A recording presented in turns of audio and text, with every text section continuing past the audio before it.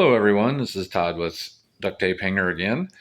The part I dread more than anything with RC planes, and it's going to be balance.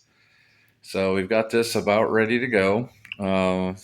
Previous video was working on getting the gear in.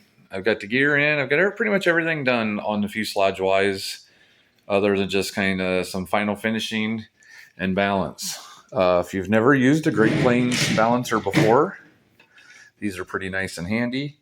It's a 5.5 inch balance point, and we just kind of, I'm trying to do this with one hand. Try to slide these to where they're 5.5. You can see the 5, and there's a half. Put that right, a little too far. Put that right in the center. Well, I'll have to do this when I have two hands.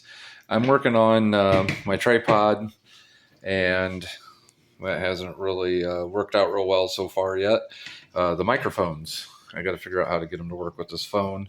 So right now, yeah, the video's a little choppy and a little bouncy, but you guys probably get the point. But yeah, there we go. Right there's 5.5. It's 140 millimeters, it looks like. And going to be right in that range. We're going to go ahead and get her on there, see how it balances out, and using the CG machine, and we'll see where we're at. Well, that was definitely not what I was expecting.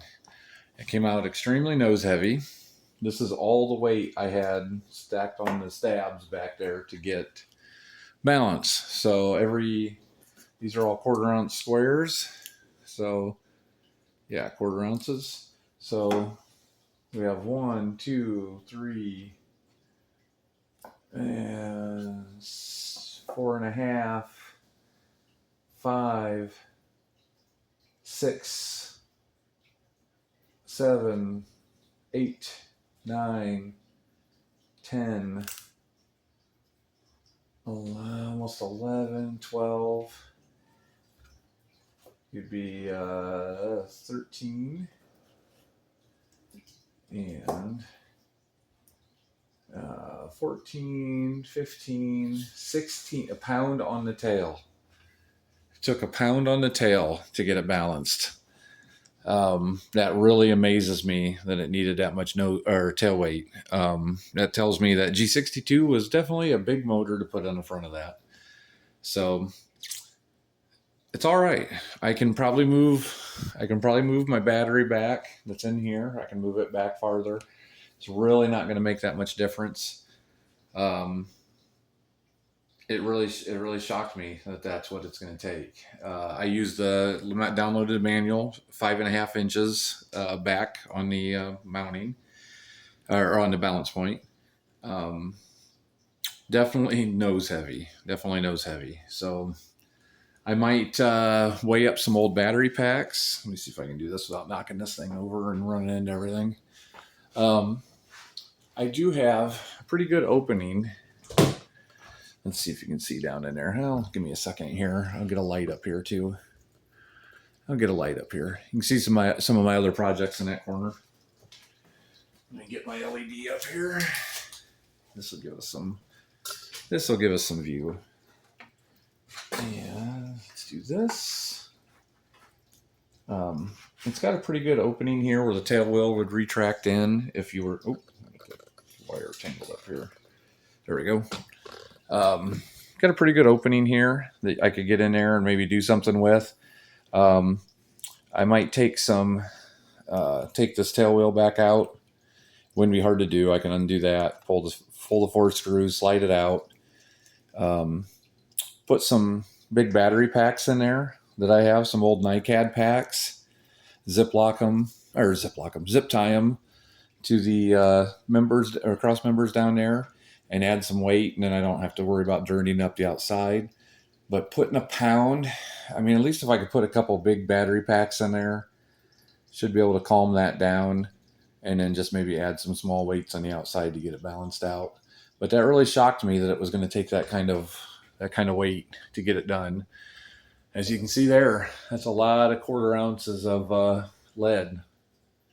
And I buy all my lead off Amazon. and it's wheel weight sticks. Works really nice. If they're going to stick to a rim and balance out rims, they're going to definitely stick to covering and fiberglass and whatever else you stick them to. So I wouldn't worry about using them, and they're cheap. You can buy a big box at a really reasonable price, and that will definitely help if you have some balance issues. Hopefully, you're not a pound out like this one is. But I'm going to do a weigh on it and see what it weighs without that. All right, we're going to go ahead and weigh this and see where it comes out at. Keep all this weight off of here, since I know I got about a pound to add to it.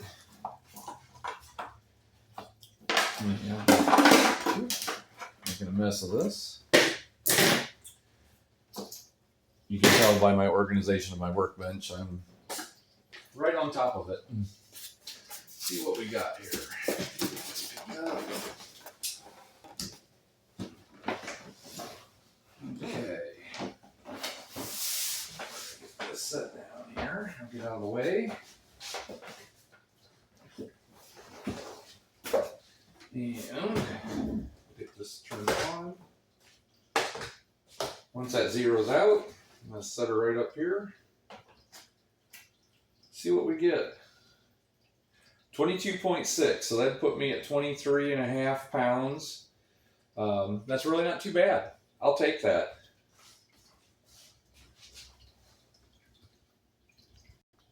All right, 23.5 pounds. Oops, sorry, that's bouncing like it is. 23.5 pounds, dry on an 86-inch span. I think that's going to be a real nice sport flyer, and especially with a G62, that thing ought to rip right around the sky.